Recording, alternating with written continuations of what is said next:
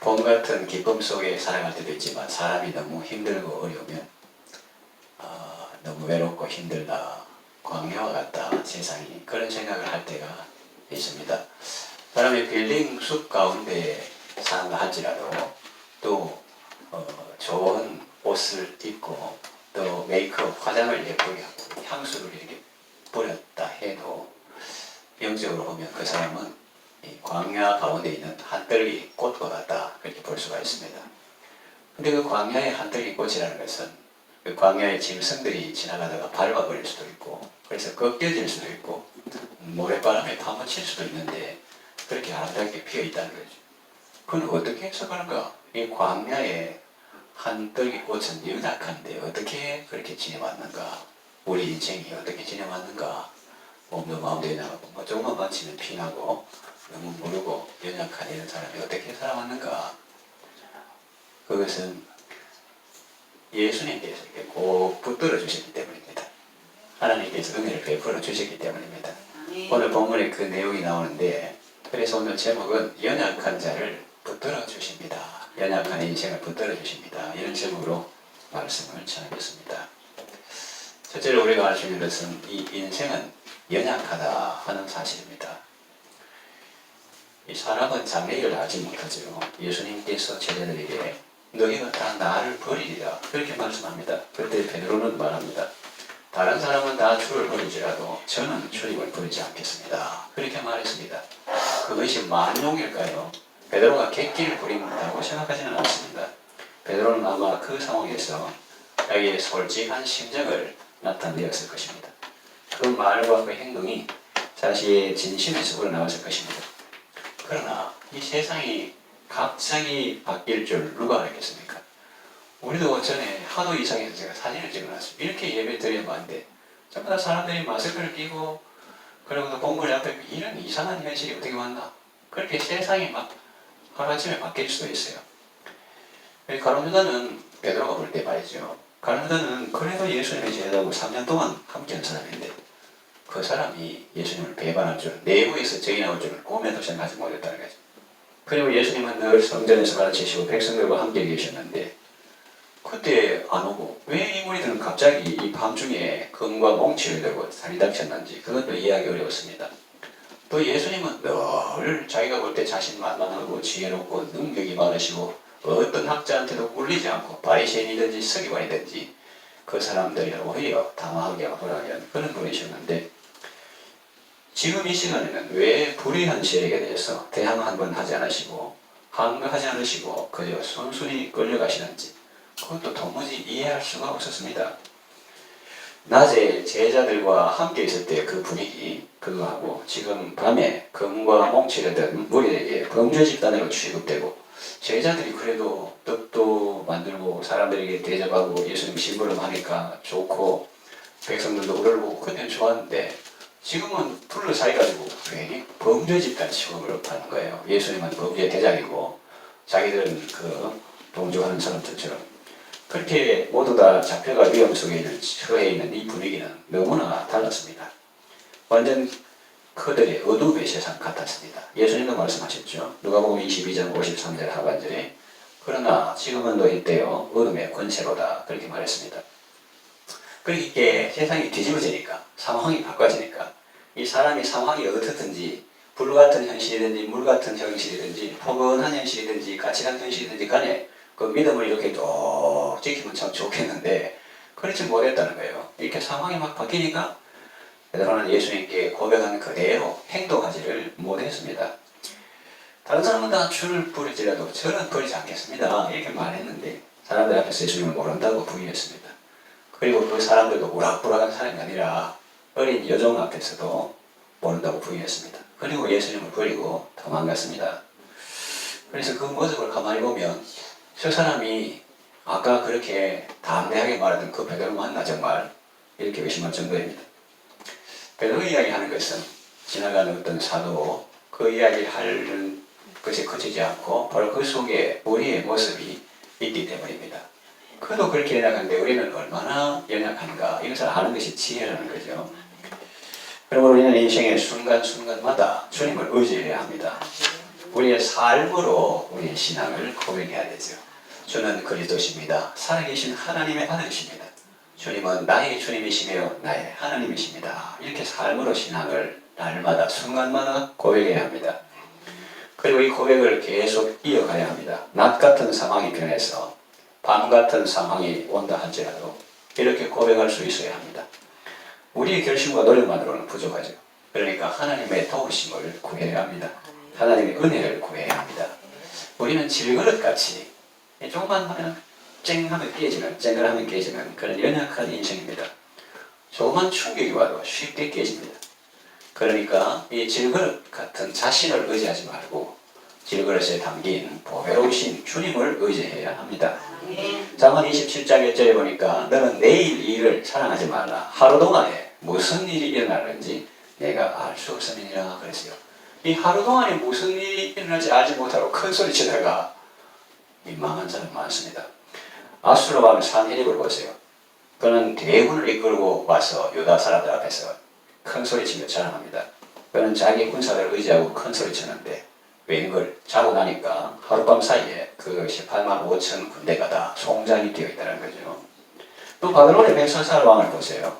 부귀영화 누리며 교만하게 살았지만 그날 밤에 그 저녁에는 잔치하면서 성전에서 약탈해온 금은 그릇 술 마시고 이랬는데 또 다니엘에게 상도 주고 꿈잘 풀었다고. 그런데 그 밤에 정변이 일어나가지고 나라가 뒤집어지고 이제 다리오가 정권을 잡는 그런 내용이 나오죠. 그러니 여러분 언제나 겸손한 마음으로 주의 은혜를 구하면서 살아가시기를 바랍니다. 둘째로 사탄은 끊임없이 성도를 참소합니다. 인생은 연약합니다. 그 연약한 인생을 끊임없이 무너뜨리고 파괴하는 존재가 있습니다. 누구냐? 바로 사탄이죠. 욥기서에 보면 사탄이 하나님 앞에서 욥을 참소하는 내용이 나옵니다. 하나님이 욥을 칭찬하십니다. 하나님의 아들들이 있고 사탄은 하나님과 동급이 아니라 그 밑에인데 그 사탄도 이렇게 쭉 있는데 하나님께서 말씀하시는 거죠. 네가 내 종 욥을 유의하여 관심 있게 주의 있게 구하느냐? 그와 같이 하나님을 경외하며 악에서 떠난 자가 세상에 없다. 우리말로 그런 사람 없다. 그런 사람 없다. 이렇게 하는데 맞습니다. 하나님 참 귀합니다. 이렇게 맞아보시면 얼마나 좋겠어요. 하나님 말씀하시는데 맞아보시면 얼마나 좋겠어요. 그러니까 사탄은 그래 뭐 하는 거예요. 입이 툭 지나가지고 그 사람이 괜히 하나님을 경외하겠습니까? 좀 살만하니까 그렇지. 그러니까 여러분 뭐 우리 성도들 중에서나 또 외부 성도 중에서 뭐 헌신을 한다. 그럴 때 정말 귀하다. 이렇게 하는 게 좋지. 뭐 여유가 있으니 하겠지. 그렇게 하면 곤란하다는 거죠. 그렇게 하지 말고 사실은 그 말이 안 맞는 것이 여유가 있다고 다 하는 건 아니거든요. 여유가 있어도 못하는 사람 많아요. 그리고 그 사람은 삶의 모습을 볼 때 방탕한 삶을 사느냐 그렇지 않습니다. 얼마나 검소한 삶을 사는지 몰라요. 그 우리 유홍준 씨 말처럼 금이 불로 화이 불치 이런데 검소하면서도 루추하지 않고 화려하면서도 사치하지 않는 그런 삶의 모습을 가지고 사는데 야 정말 귀하다 이러면 좋은데 뭐 좀 여유가 되니까 헌신하겠지 그렇게 하면 자기한테도 별로 도움이 안 돼요. 그래서 사탄은 하나님 앞에서 막 참수합니다. 여기 괜히 하나님을 경외하는 사람을 살겠습니까? 그거 다 재산이 많으니까 그런 거죠. 재산을 옆에 하나님 쭉 울타리처럼 둘러주시니까 그거 안전하니까 그 안에서 건설 치는 것 아닙니까? 그렇게 하는 거죠. 하나님께서 네가 뭘 잘 못 알고 있는데 그 재산 없어도 그 사람 하나님 경외한다. 다만 몸에는 손대지 마라. 사탄이 허락받고 재산을 이제 서가 사람이 침노하고 또 뭐 다른 태풍이 불고 이래가지고 그걸 다 무너져도 변함없이 하나님을 경외하거든요. 그러면 하나님 제가 잘못했습니다. 제 때문에 저 사람이 억울하게 어려움 당하고 제가 정말 잘못했습니다. 이래 하면 좋은데 입사 아까 그런 말 한마디도 없어. 그 다음에 바로 또 괜히 하나님을 섬기겠습니까? 얼굴색도 안 되는 거 어떻게 그렇게 말할 수 있는 거 몰라. 며칠 지나고 좀 가면 몰라. 그 바로 또 그 다 건강하니까 그런 것 아닙니까? 이렇게 할 거예요. 그래가지고 그래 건강 없어도 그 사람은 하나님을 섬긴다. 뭐 생명에는 손대지 말고 한번 하나. 그렇게 하니까 뭐 막상 종기가 나게 하고 기와 짱을 빡 끌고 피가 흘러도 막 그래도 하나님을 원망하지 않는 거예요. 그래서 지금 그 이야기를 하려고 하는 게 아니라 이 사탄이 하는 짓이 계속 하나님이 이 성도를 칭찬하고 이런 거 아니고 하나님은 사람을 좋게 말하고 격려하고 지지하고 응원하고 이러는데 얘는 이 사탄은 끊임없이 사람을 참소하는 거예요.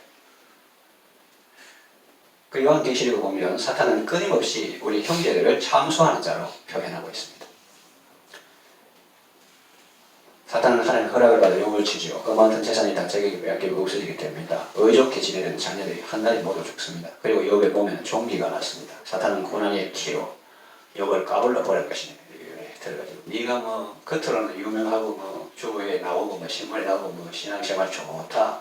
연매출 매덕 기업인데 그래도 하나님의 일을 한다고 전국 연합에서도 섬기고 뭐 한데 한 까불러 보면 니는 쭉정일 거라 이렇게 하면서 사탄이 한 까불러 보려고 그렇게 퀴즈를 하려는 것입니다. 그런데 욥은 이 모든 일에 입술을 범죄하지 않았습니다. 하나님을 원망하지 않았습니다. 주신 이여 여호와시요 취하신 이도 여호와시니 여호와의 이름이 찬양을 받으실지로다. 그렇게 했습니다. 근데 지금 옛날 이야기를 하고 있지만 그것만 하려는 것이 아니고 지금 우리 이야기를 하려고 하는데 사탄은 지금도 그런 일을 하고 있습니다. 하나님 앞에서는요. 하나님의 의전회의 그 하나님 앞에서는 사람들에 대해서 안 좋게 말합니다. 그리고 사람들에게는 또 와가지고 하나님에 대해서 안 좋게 생각하도록 만듭니다. 그 창세기부터 지금까지 이브에게 가서 뭐 따먹으면 하나님이 괜히 자기만 좋으려고 그런 게 아니잖아요. 지금도 금하신 거 동성이라든지 뭐 십계명이 나오고 이런 거 뭔 모르는 사람은 그 계명을 말하고 있노? 선악과 그거 말하고 있노? 그냥 좋은 것만 있으면 되지. 그게 아닌 거죠. 그 우리의 행복을 위해서 주신 겁니다. 하나님은 하나님이고 우리는 피조물이고 우리가 하나님과 하나 될 때 행복하고 지가 하나님도 아니면서 선악을 분별하는 일에 하나님처럼 이거는 선하다 이거는 악하다 그러면 길이 두 개이기 때문에 벌써 자기는 고통이라는 거죠.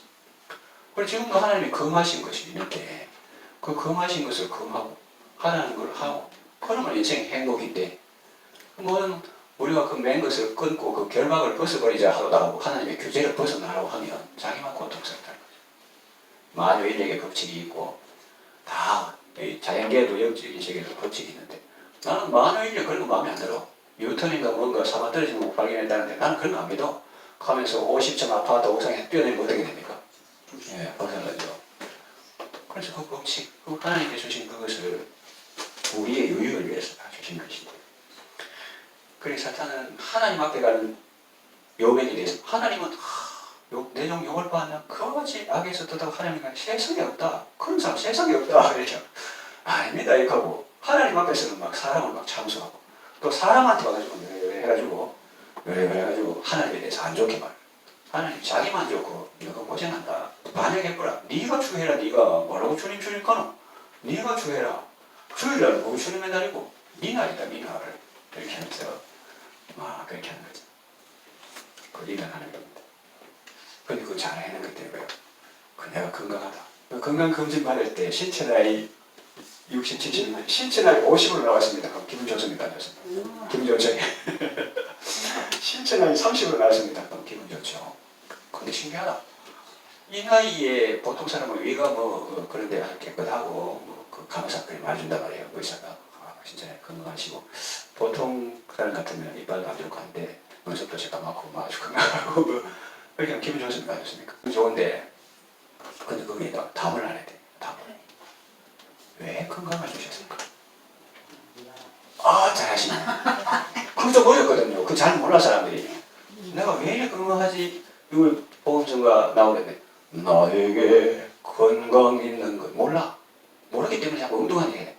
그런데 주님 일하라고 준 것이다. 또 나에게 재물 있는 거 나는 왜 이렇게 많지?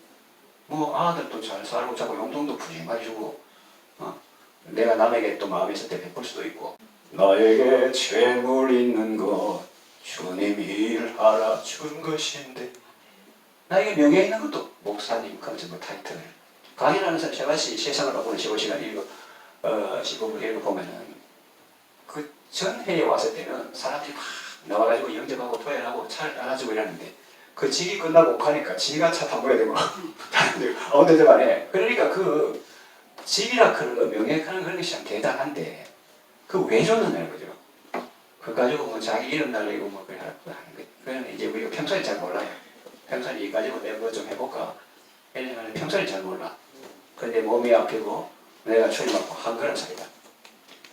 하루길 되는 도천구 가까운 곳일세. 정말 이게 뭡니까? 오늘이라도 부르면 가야 돼. 하루길 되는 참. 그런 거 생각할 때는 이게 정답이 좀 빨리 나오는 거예요. 나에게 왜 건강을 주셨는가? 왜 물질을 주셨는가? 왜 의를 주셨는가? 왜 명예를 주셨는가? 그때는 김석균 그분의 그 복음성과 국지관 그걸 생각해야 돼. 나에게 명예 있는 곳 주님 일하라 준 것인데 너희는 청년의 때에 창조주 하나님을 기억하라. 하루라도 젊을 때, 하루라도 건강할 때 주님의 일을 하라. 그것이 세상에서 제일 그렇게 말씀하시죠. 하나님 앞에서는 사람들이 안 좋게 말하고 사람들이 하나님에 대해서 안 좋게 생각하도록 만들고 이렇게 하나님과 사람을 자꾸 이간시키고 또 사람들 간에도 서로 오해하도록 만들어 이간시키는 것이 사탄의 계략인 것입니다. 이걸 아는 게 정말 중요한 거예요.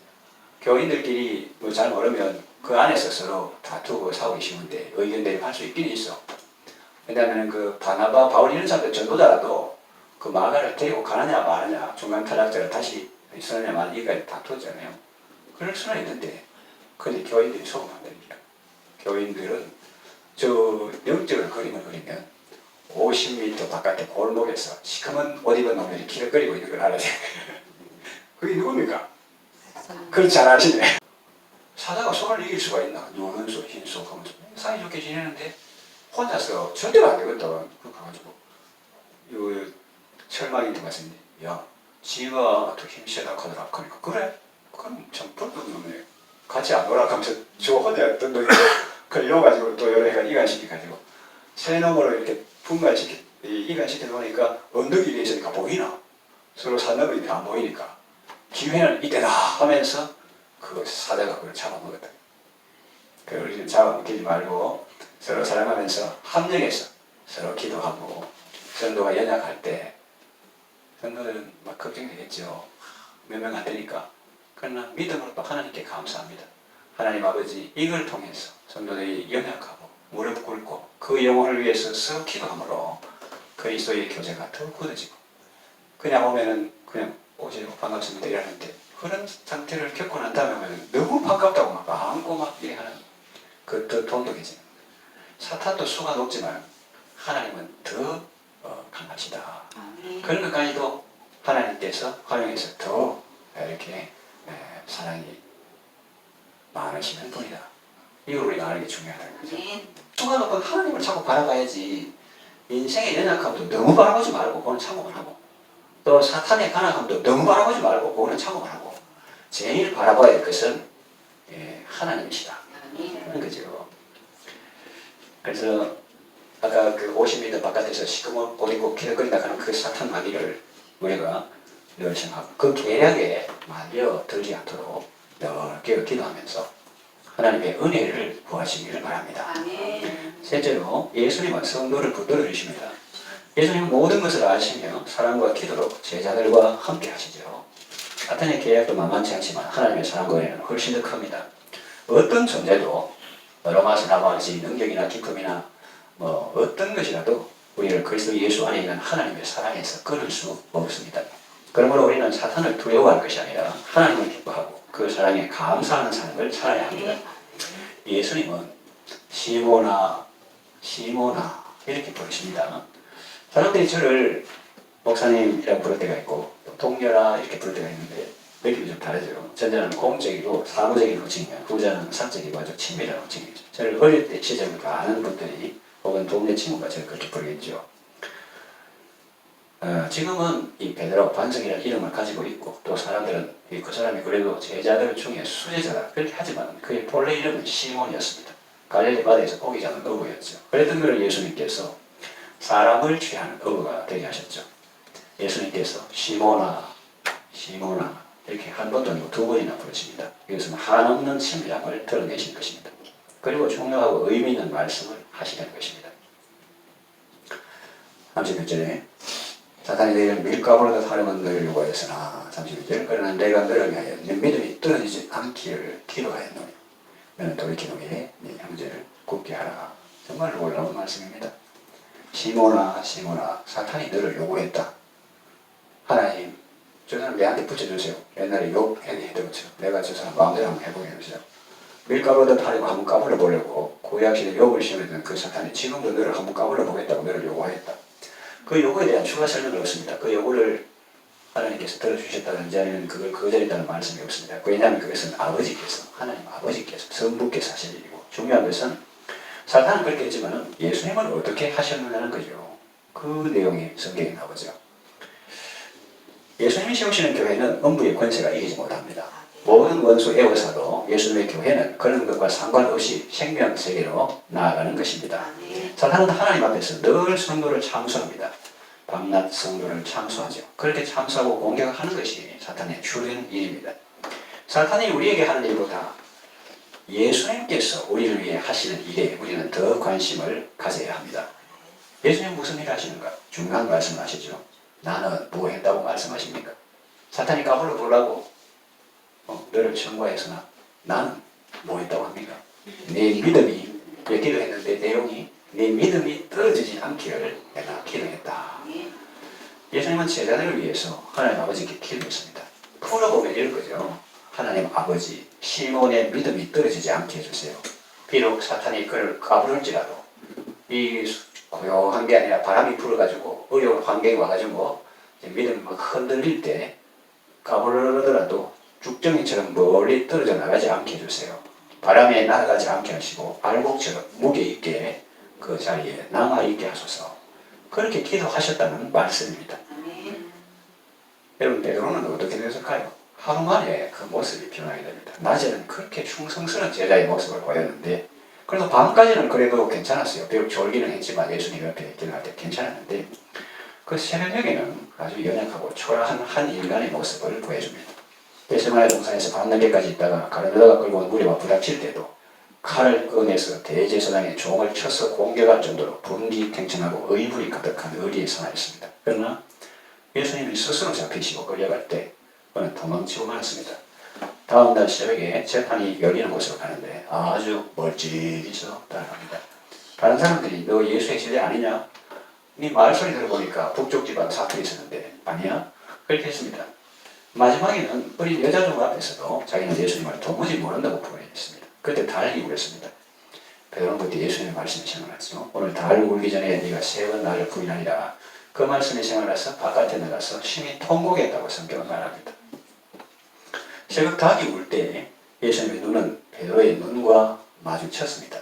그 눈길의 의미는 무엇일까요? 그거 봐, 내가 너 부인할 거라 말했지 라는 의미였을까요? 아니면 너마저 나를 배신하는구나 라는 원망과 섭섭함의 의미였을까요? 아니면 내 이놈 감히 스승을 배반하다니 그것도 어린 여종 앞에서 넌 이제 제자의 자격이 없어? 그런 호통과 질책의 의미였을까요? 평소 예수님의 성품을 생각할 때 그런 의미는 아닌 것 같습니다. 그럼 어떤 의미냐? 눈으로 베드로가 부인하고 이제 그때 정신없이 막 왜냐면 잡혀가니까 막 가평을 해가지고 막 사투리 쓰고 북쪽 사투리 뭐 아닙니다. 그리고 또 도망가가 쪼가는데 여자 종이 같이 있었는데 나는 모른다. 심하게 강조법을 썼어. 내가 예수 그런 인간을 왜 손에 장을 쥐는데 이렇게 하면서 저주 혹은 뭐 예수님을 저주하면서까지 그렇게 모른다고 부인했다. 그런데 이제 달이 울더라는 거죠. 그때 이제 예수님께서 이렇게 보니까 베드로가 눈이 탁 마주쳤는데 그 눈빛으로 예수님은 무슨 말씀을 하셨을까? 너는 아까 너의 진심을 말했다. 낮에 다른 사람은 다 죽을 벌지라도 저는 버리지 않겠습니다. 그건 너 진심이었다. 너의 진심을 나는 안다. 그러나 그때는 낮이었고 지금은 밤이다. 지금은 어둠의 권세다. 너는 지금 연약한 모습을 보이고 있지만은 나는 너를 변함없이 사랑하고 있다. 너를 위해서 기도하고 있다. 그런 의미였을 것입니다. 우리 찬송할 때 내 주님 입으신 그 옷은 그 중에 이런 가사가 있어요. 그 사랑의 눈빛과 음성을 나는 잊을 수 없겠네. 그 가사처럼 사랑의 눈빛으로 그를 바라보셨을 겁니다. 베드로는 3번이나 주님을 부인했습니다. 우리 세상말로 게임이 끝난 거예요. 사탄이 가본을 본 결과 쭉정이었습니다. 세상에서는 뭐 수제자다, 3년다가 되는다 하는데 이는 뭐 한 번도 아니고 3번. 그것도 가냘프고 어린 계집종 앞에서도 그냥 모른다 이렇게 할 게 아니라 자기를 방어하기 위하고 안전하기 위해서 막 저주하면서까지 막 부인했다는 거죠. 그래서 베드로 자신도 알았습니다. 그래서 자격 없다고 나중에 보면 다시 포기장으로 가야 되겠다 그렇게 말하는 것도 봅니다. 확실히 죽은 것 같죠. 그런데 놀라운 반전이 일어납니다. 죽은 것 같은 그가 다시 살아난 겁니다. 아까 초두에 말했듯이 그 사막의 한떨기 꽃 같은 그런 것은 야생 짐승이 지나가면서 짓밟아 버릴 수도 있고 또 사막 자연색 사막색 같은 뱀이 지나가면서 이렇게 부러뜨려 볼 수도 있고 또 모래바람이 불어서 이렇게 없어질 수도 있는데 어떻게 했냐? 그 죽은 것과 같은 그를 예수님이 다시 살리십니다. 예수님의 사랑이 그를 다시 일으켜 세워주신 것입니다. 그러니까 이게 현실적이긴 하지만 이 의지세계, 예수님의 마음속에 있는 것을 우리가 정말로 눈여겨봐야 됩니다. 사탄이 밀가루를 하고 늘 천거했다. 이제 낮이 밤이 될 것이고 어둠의 권세가 온다. 그러나 사탄이 밀가루를 하려고 천거했다. 그러면 이제 위기당황이잖아요. 그런데 예수님 말씀이 목에 있습니다. 그러나 내가 네 믿음이 떨어지지 않기를 위하여 기도하였노니 그 후까지 말합니다. 너는 돌이킨 후에 부인할 거 알면서 그 후까지 말해. 너는 돌이킨 후에 네 형제들을 굳게 하라. 이렇게 말씀하시는 거예요. 하나님이 롯이 거하는 소돔성과 그의 성도를 엎어멸하실 때 아브라함을 생각해서 롯을 그 엎으시는 중에 구하여 내셨습니다. 인간은 사실 하나님의 심판을 통과할 수 없죠. 성경에 보면은 택한 자들을 위하여 그 날들을 감하십니다. 그 날들을 법에 정한 규정대로 막 쏟아부으면 견딜 인간이 하나도 없다는 거죠. 그러나 택한 백성들을 위하여 그 날들을 감하신다 이런 표현이 있습니다. 하나님께서 긍휼히 여기시 은혜를 베푸시기 때문에 우리가 살아남을 수 있는 것입니다. 롯이 죄악이 가득한 소돔성 안에 살고 있고 또 천사가 재촉해도 넉장을 부렸지만 왜 인간은 그렇게 연약하거든요. 그 넉장을 부린다는 게 어떤 때인지도 모르고 그래도 하나님께서 긍휼히 여기시기 때문에 천사가 손을 잡고 이끌어내어 내다시켜서 강권적인 사람으로 구원하신 것입니다. 지금 이 베드로 제자 상황도 마찬가지예요. 다른 제자들은 말할 것도 없고 수제자라고 하던 베드로마저 3번이나 주를 부인했으니 예수 믿는 이 제자들에게 무슨 소망이 있습니까? 그러나 하나님은 죽은 자로 다시 살리시는 분이십니다. 그렇습니다. 하나님의 은혜입니다. 예수님의 기도 덕분입니다. 구약성에 보면 하나님이 아브라함을 생각하사 롯을 그 멸망의 도성에서 구하여 내셨다는 표현이 있는데 이 신약 이것도 하나님께서 예수님의 기도를 들으시고 예수님이 뭐라고 했는데요. 네 제자들 믿음이 떨어지지 않게 해주세요. 믿음이 떨어지지 않게 해주세요. 사탄이 까불라고 해도 까불리지 않고 무게 있게 그 자리에서 신앙지기를 이렇게 기도했는데 하나님께서 이 제자들을 위해서 기도하시는 그 예수님의 기도를 들으시고 예수님을 생각하사 우리를 구원해 주신 것입니다. 아멘. 그러므로 우리는 늘 우리 주 예수 그리스도의 은혜를 생각하고 하나님의 사랑을 생각하고 그 은혜를 감사해야 합니다. 내가 훌륭해서가 아닙니다. 내가 대단해서가 아니에요. 내가 열심히 섬겨서가 아닙니다. 하나님께서 은혜를 주셨기 때문입니다. 또 예수님이 나를 위해서 기도하셨기 때문입니다. 지금 찬송을 없는데 옛날 찬송가에 이런 가사가 있어요. 날 위하여 날 위하여 예수 간구하시네 형님같이 대신하여 중한 고통 당했네. 왜 이런 가사를 하냐면 이 가사를 지은 목사님은 조실 부모였거든요. 형님이 자기를 길렀거든요. 그러니까 형하고 나이 차이가 있고 아버지 같은 분인데 그래서 자기가 잘못하면은 그 우리나라 드라마에도 그거 나오잖아요. 그 무슨 동생이 너무 배가 고파가지고 남의 집 계란을 이렇게 저기가 먹었다. 그럼 형이 와가지고 무시하고 들어가가지고 눈 감아 손내 나 가져와 이래가지고 찍는 거예요.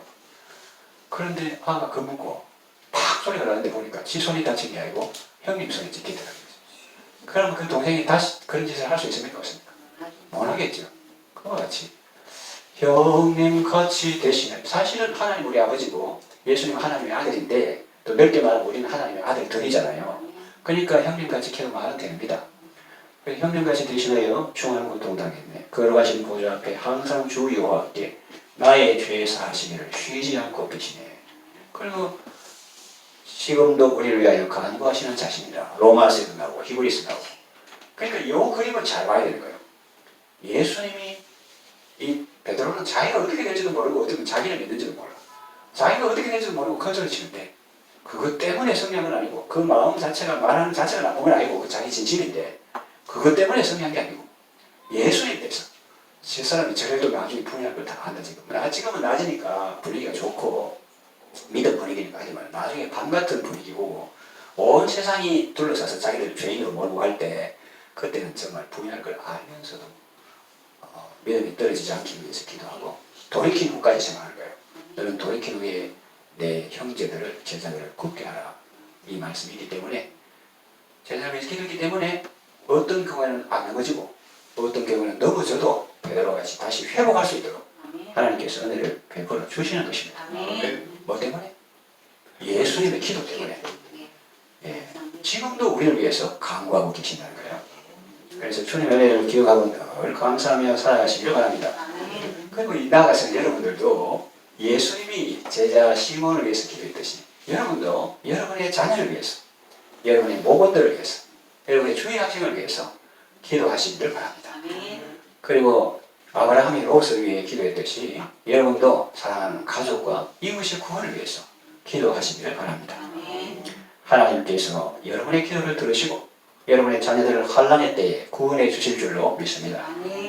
하나님이 기도하는 여러분을 생각하사 아브라함을 생각하사 롯을 구하신 것처럼 예수님의 기도를 생각하사 제자들을 구원하신 것처럼 기도하는 여러분을 생각하사 여러분이 사랑하는 가족이나 이웃의 영혼을 위협에서 건져주실 줄로 믿습니다. 이 말씀을 정리하십니다. 인생은 연약합니다. 한 치 앞도 내다볼 수 없는 그런 존재죠. 그런데 사탄은 간악합니다. 쉬지 않고 우리를 참소합니다. 그런데 예수님은 우리를 사랑하시며 우리를 위하여 기도하십니다. 우리의 연약함을 다 아세요. 허물도 다 아십니다. 그래도 변함없는 사랑으로 우리와 함께 하시며 다시 일으켜 세워주십니다.